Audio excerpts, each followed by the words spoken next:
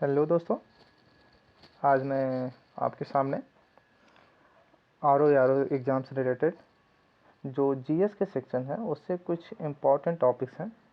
तो मैं उस इम्पॉर्टेंट टॉपिक्स को आपको कवर करवाने का प्रयास करूंगा, तो जिससे आपके जो क्वेश्चंस हैं वो छूटने ना पाए। जैसे अभी मैंने पॉलिटी के जो सेक्शंस हैं, ठीक है, तो जो पॉलिटी में आपके जो इम्पोर्टेंट टॉपिक्स होंगे, ओके, पॉलिटी में जो आपके इम्पोर्टेंट टॉपिक्स होंगे मैं उन्हें कवर करूँगा, ठीक है। जैसे आज मैंने प्रेसिडेंट लिया हुआ है, तो अब इस स्लाइड में तो आपके जो प्रेसिडेंट से जितने भी फैक्ट्स होंगे मैं उनको एक ही स्लाइड में ही कवर कर दूंगा, मतलब एक ही वीडियो में मैं उसे कंप्लीट करवा दूंगा, जिससे आपके क्वेश्चन छूटने ना पाए। ओके, तो अभी मैंने पॉलिटी लिया है, आगे जो भी टॉपिक्स होगा मैं आपको बता दूंगा, ठीक है। तो फिलहाल हम लोग अपना वीडियो स्टार्ट करते हैं।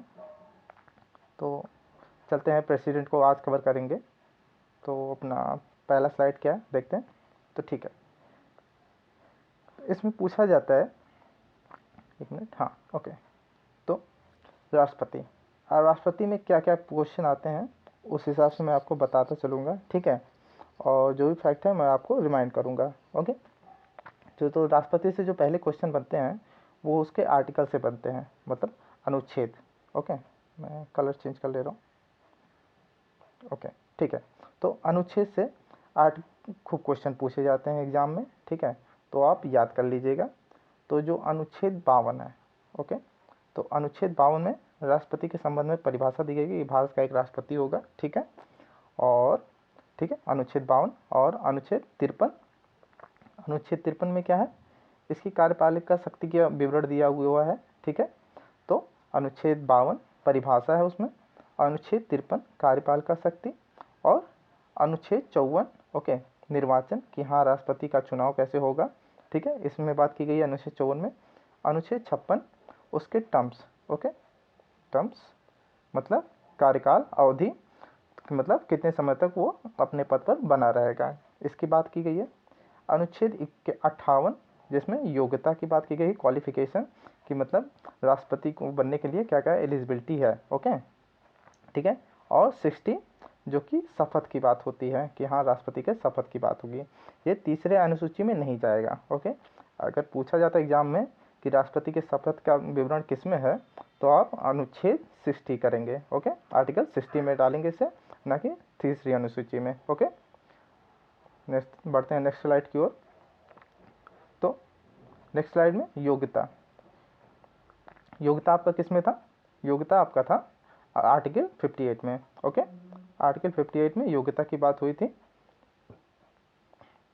तो आर्टिकल 58, ओके, योग्यता की बात हुई थी। अब योग्यता में क्या है, 35 साल एज होनी चाहिए, ठीक है, वह भारत का नागरिक हो, प्लस लोकसभा का सदस्य बनने के योग्य हो, ओके, लोकसभा का सदस्य बनने के योग्य हो। इसके लिए 50 प्रस्तावक और 50 अनुमोदक की आवश्यकता होती है, यह है क्राइटेरिया इसका योग्य होने का, ओके। आर्टिकल 58। चलते हैं नेक्स्ट टॉपिक की ओर। तो अपना नेक्स्ट टॉपिक है, टॉपिक कह रहे हैं, हाँ, नेक्स्ट स्लाइड है। तो नेक्स्ट स्लाइड में है निर्वाचक मंडल। योग्यता तो हो गई, अब निर्वाचक कैसे होगा, इनका कौन कौन सा इनके निर्वाचन में शामिल होगा। तो संसद, ओके, संसद में कौन, लोकसभा और राज्यसभा राष्ट्रपति के निर्वाचन में शामिल होंगे। साथ ही राज्यों के जो विधानसभा है वो इनके निर्वाचन में शामिल होंगे। और एक 17वां संविधान संशोधन हुआ था जो कि 1992 में हुआ था, ठीक है, 17वां संविधान संशोधन 1992 में हुआ था, जिसमें केंद्र शासित प्रदेश यूटीज, ओके, जो यूटीज थे दिल्ली और पुडुचेरी, ठीक है, ये क्वेश्चन खूब पूछा जाता है कि कौन से दो केंद्र शासित प्रदेश हैं जो राष्ट्रपति के निर्वाचन में शामिल होते हैं, ठीक है, तो वो दिल्ली और पुडुचेरी है, ओके, ये याद कर लीजिएगा आप। और ये संविधान संशोधन याद कर लीजिएगा, 17वां है, ठीक है। और देखिए, जब भी निर्वाचन में शामिल होंगे संसद या राज्य विधानसभा के सदस्य, तो उसमें ओनली जो है निर्वाचित सदस्य शामिल होंगे, ठीक है, कौन शामिल होगा, निर्वाचित सदस्य शामिल होंगे, और मनोनीत सदस्य नहीं शामिल होंगे, ओके। चलते हैं नेक्स्ट स्लाइड में। तो नेक्स्ट स्लाइड में मैंने पहले बता दिया था ना, जो मनोनीत सदस्य हैं एक मिनट, हाँ ठीक है, और मनोनीत सदस्य और विधान परिषद, ठीक है, ये दो जो सेक्टर हैं ये राष्ट्रपति के निर्वाचन में शामिल नहीं होते हैं, ओनली निर्वाचित सदस्य और ये विधान परिषद इसमें शामिल नहीं होता है। Okay, next slide. तो फिर क्या है देखते हैं। तो ये आर्टिकल महाभियोग। अब इसका कौन सा आर्टिकल होता है, तो आर्टिकल, एक मिनट, ठीक है, हाँ ओके, आर्टिकल 61। आर्टिकल 61 जो है वो महाभियोग की बात करता है राष्ट्रपति में के प्रति, और ये महाभियोग जो है वो 14 दिन पूर्व सूचना देना होता है। जब भी महाभियोग लाया जाएगा राष्ट्रपति के खिलाफ तो इसकी सूचना 14 दिन पूर्व देनी होगी। ओके इसकी सूचना 14 दिन पूर्व देनी होगी, और जब भी महाभियोग लाया जाएगा तो जो उसका रेजोल्यूशन होगा, संकल्प, ठीक है, उसको 1/4 सदस्यों के हस्ताक्षर होने चाहिए, ठीक है, तभी ये महाभियोग पेश किया जा सकता है, ठीक है। और अगर इसे पास करवाना महाभियोग को किसी भी सदन में तो उसके लिए 2/3 सदस्यों का बहुमत से पास होना जरूरी है, ठीक है, 2/3 बहुमत चाहिए ही चाहिए महाभियोग के लिए। तो 14 दिन ये याद रखिएगा, और बहुमत जो है 2/3 याद रखिएगा, और 1/4 सदस्यों के संकल्प जो है रेजोल्यूशन उस पर हस्ताक्षर होने चाहिए, ठीक है, आर्टिकल 61। ओके, अब आर्टिकल 77 जो सभी कार्य उनके नाम से होते हैं, ठीक है। अभी जैसे कोई भी कार्य होगा, कोई भी समझौता ट्रीटी होता है किसी भी देश से हमारे देश के साथ, तो वो राष्ट्रपति के नाम से होता है, ना कि पीएम के नाम से। ओके, तो ये वही आर्टिकल है, ठीक है, इस आर्टिकल में। नेक्स्ट, तो यहाँ पे देखते हैं आर्टिकल 78, अनुच्छेद 78। इसमें क्या करता है, देखिए, प्रधानमंत्री का कर्तव्य कि वह राष्ट्रपति को जानकारी दे कि किस आर्टिकल के तहत वह प्रावधानित है, तो यह है आर्टिकल 78, जिसमें प्रधानमंत्री का कर्तव्य होगा कि वह राष्ट्रपति को सूचना दे। Okay, article 108। आर्टिकल 108 क्या है, 108, ये संयुक्त अधिवेशन होता है। जब भी संसद में, लोकसभा राज्यसभा में कोई विधेयक आम सहमति से पास नहीं होता है तो उसके लिए संयुक्त अधिवेशन बुलाया जाता है, ठीक है।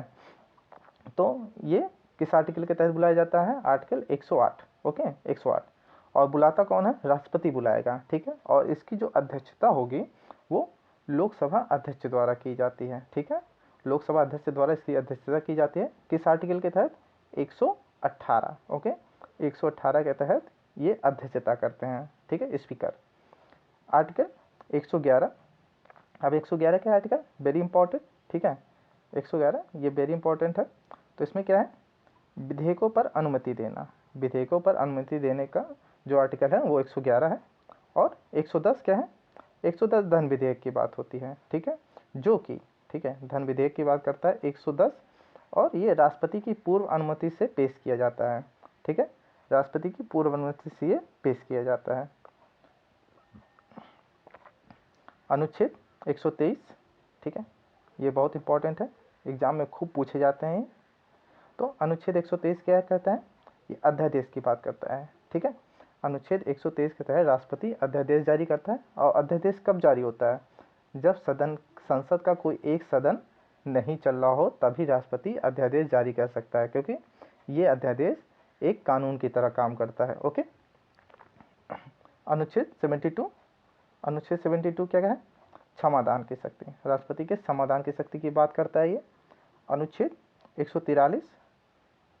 तो इसमें क्या होता है, राष्ट्रपति जब भी चाहे किसी भी कानूनी मुद्दे से संबंधित सर्वोच्च न्यायालय से परामर्श का अधिकार है उसका, ठीक है, परामर्श का अधिकार है। और इस जब भी सर्वोच्च न्यायालय की पीठ बनेगी, ठीक है, तो उसमें मिनिमम 5 सदस्य सर्वोच्च न्यायालय के होने ही चाहिए, मिनिमम 5 सदस्य संविधान पीठ में। ओके, ये होने ही चाहिए, इससे कम नहीं होते हैं। ओके, फिर देखिए, जो अनुसूचित क्षेत्र होते हैं उनको घोषित करने का अधिकार भी राष्ट्रपति के पास है, ठीक है, अनुसूचित क्षेत्र जो होते हैं उनको घोषित करने का अधिकार राष्ट्रपति के पास है। और अनुसूचित क्षेत्र की सूची कौन सी है, 5th अनुसूची है। ओके, फिर देखिए, अब इसमें क्या है, अगर इसका चुनाव का विवाद होता है, ठीक है, राष्ट्रपति के अगर चुनाव का विवाद होता है तो इसका जो निर्धारण है वो सुप्रीम कोर्ट में होता है, ठीक है, राष्ट्रपति के अगर चुनाव में संबंधित कोई भी विवाद होगा तो उसका निर्धारण सुप्रीम कोर्ट द्वारा होता है। ओके, और ये अपना त्यागपत्र उपराष्ट्रपति को देगा, ये अपना त्यागपत्र उपराष्ट्रपति को देगा। अब आर्टिकल 61 जो मैंने पहले ही बताया था ना, महाभियोग था, वो किसी भी सदन द्वारा लाया जा सकता है, ठीक है, वो भी किसी भी सदन द्वारा लाया जा सकता है। मैंने बताया था ना 1/4 जो रेजुलेशन है वो पास होना चाहिए, ठीक है, और 2/3 बहुमत होना चाहिए, 2/3 बहुमत होना चाहिए। तो क्वेश्चन ये पूछा जाता है कि आर्टिकल 61 में ये किस प्रकार की प्रक्रिया है। तो जो आर्टिकल 61 में दिया हुआ है ये अर्ध न्यायिक प्रक्रिया है, ये टर्म्स याद रखिएगा, ये अर्ध न्यायिक प्रक्रिया है। ओके, आर्टिकल 65, अब इसमें क्या प्रावधान है, तो आर्टिकल 65 में राष्ट्रपति एज ए राष्ट्रपति कार्य करेगा, सॉरी उपराष्ट्रपति एज ए राष्ट्रपति कार्य करेगा। ओके, तो इसमें ये प्रावधान है। ओके, जब भी राष्ट्रपति किसी भी कारण से अपने कर्तव्यों का निर्वहन नहीं कर पाता है तो उस समय उपराष्ट्रपति उसके कर्तव्यों का निर्वहन करता है।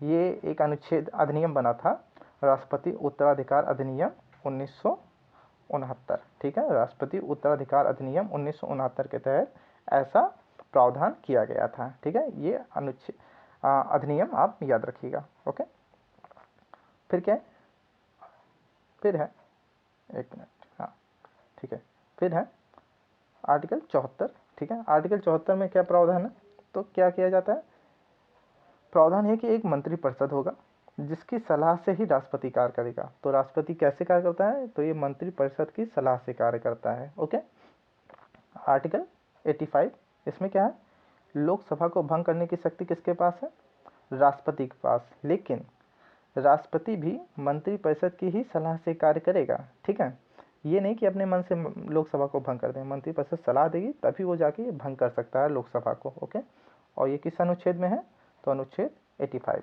ओके,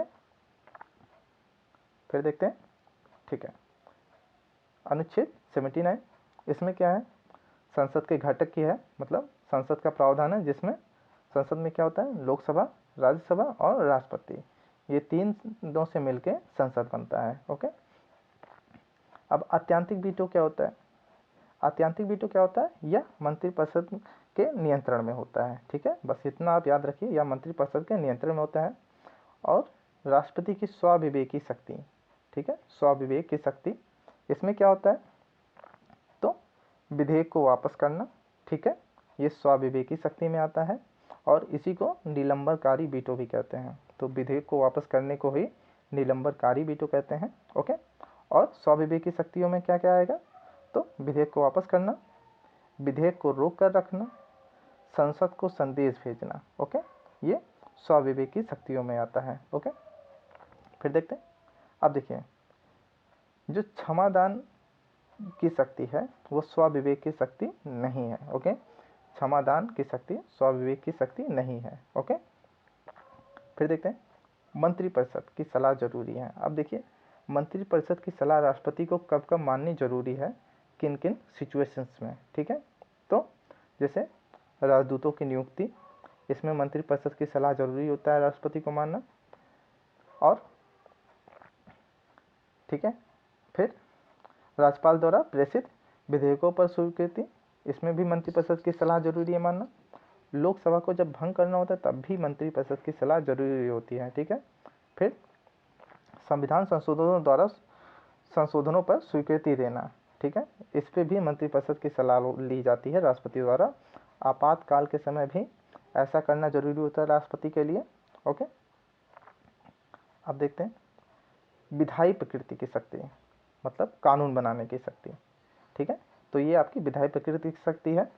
तो ये स्टेटमेंट फॉर्म में आपसे पूछा जाएगा कि हाँ राष्ट्रपति की विधायी प्रकृति की शक्ति में कौन कौन से हैं, ठीक है, 1 दिया रहेगा, 2 दिया रहेगा, 3 दिया रहेगा, और ऑप्शन में दिया रहेगा 1 2 या 2 3, ऐसे करके स्टेटमेंट बना के देगा जिसमें आपको चूज करना होगा कि हाँ कौन सा स्टेटमेंट राष्ट्रपति की विधायी प्रकृति की शक्ति में आते हैं। ओके, तो आप इसको याद करिए, ठीक है, तो विधायी प्रकृति में क्या आते हैं शक्ति में, शस्त्रावधान, ठीक है, लोकसभा को भंग करना, शस्त्र को आहूत करना, राज्यसभा में 12 सदस्यों की नियुक्ति करना, नॉमिनेट करना, ठीक है, अध्यादेश जारी करना, ठीक है, ये राष्ट्रपति की, हाँ ठीक है, ये राष्ट्रपति की, एक मिनट, हाँ ठीक है, तो ठीक है, ओके। तो जो ये है, तो ये राष्ट्रपति की विधायी प्रकृति में शक्ति में आते हैं। ओके, तो ये विधायी शक्ति प्रकृति की शक्ति में आते हैं। फिर देखते हैं आर्टिकल 143, ठीक है, आर्टिकल 143 143, इसमें क्या प्रावधान है कि राष्ट्रपति से सलाह लेने की शक्ति है। मैंने पहले बताया था कि राष्ट्रपति से सलाह लेने की शक्ति है, लेकिन ये जो सलाह सुप्रीम कोर्ट देगा, ठीक है, जो एससी देगा, ठीक है, तो ये बाध्यकारी नहीं होता है कि राष्ट्रपति इसको माने, ठीक है, ये माने ना माने ये राष्ट्रपति के ऊपर निर्भर करता है। ओके, और जो आपातकाल का प्रावधान है वो भाग 18 में दिया गया है। भाग 18 में आपातकाल का प्रावधान है, जिसमें अनुच्छेद 352 से 360 का विवरण दिया हुआ है। ओके, अब क्षमादान की शक्ति, ठीक है, तो क्षमादान की शक्ति में क्या क्या होता है, लघुकरण होता है, ठीक है। अब लघुकरण में क्या होता है, तो लघुकरण में दंड के स्वरूप में बदलाव होता है, ठीक है, लघुकरण में दंड के स्वरूप में बदलाव होता है। और परिहार, ठीक है, तो परिहार में क्या होता है, अवधि कम करना, ठीक है, लेकिन जो दंड की प्रकृति है उसमें कोई परिवर्तन नहीं होगा, सिर्फ उसकी अवधि में कम कर देना, मतलब 5 साल है तो उसको 2 साल में कर देना, ठीक है। तो ये क्षमादान की शक्ति हुई, जिसमें लघुकरण में दंड के स्वरूप में ही बदलाव हो जाता है, और वहीं परिहार में अवधि कम की जाती है, ना कि प्रकृति में कोई परिवर्तन होता है। जबकि विराम की जो शक्ति है, ओके, विराम की जो शक्ति है उसमें सजा कम की जाती है, प्रतिलंबन में अस्थायी रोक लगाई जाती है, प्रतिलंबन में अस्थायी रोक लगा दी जाती है। ओके, फिर देखते हैं राष्ट्रपति जो है वो सेना न्यायालय द्वारा जो दोषी घोषित किया गया है उसको भी क्षमादान की शक्ति है, ठीक है। अगर सेना न्यायालय ने कोर्ट मार्शल या कुछ ऐसा कुछ किया है, दोषी पाया किसी को, तो राष्ट्रपति को उसको भी क्षमादान करने की शक्ति मिली हुई है, ठीक है।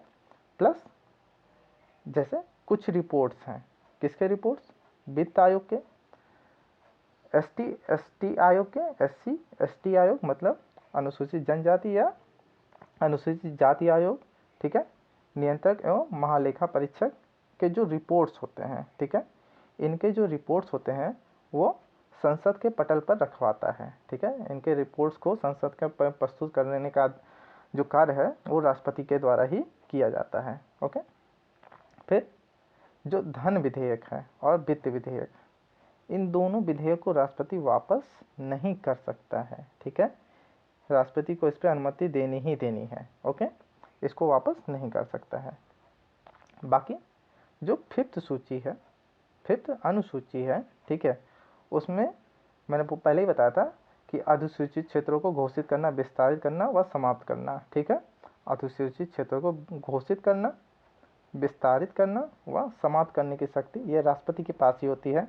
ऐसा कार्य वो राज्य के राज्यपाल की परामर्श से करने के बाद ही करता है, ठीक है। ऐसा कार्य वो राज्य के राज्यपाल से परामर्श करने के बाद ही करता है। राष्ट्रपति का जो भाषण होता है वो तैयार किया जाता है किसके द्वारा, केंद्रीय मंत्रिमंडल के द्वारा, ठीक है। केंद्रीय मंत्रिमंडल द्वारा राष्ट्रपति का भाषण तैयार किया जाता है। तो फिलहाल ये राष्ट्रपति से संबंधित जितने भी इम्पोर्टेंट क्वेश्चन हैं वो मैंने आपको करा दिए हैं, और मिलते हैं नेक्स्ट वीडियो में। Thanks for watching. और वीडियो अगर पसंद आए, अगर वीडियो पसंद आता है तो प्लीज़ सब्सक्राइब और लाइक करना ना भूलें।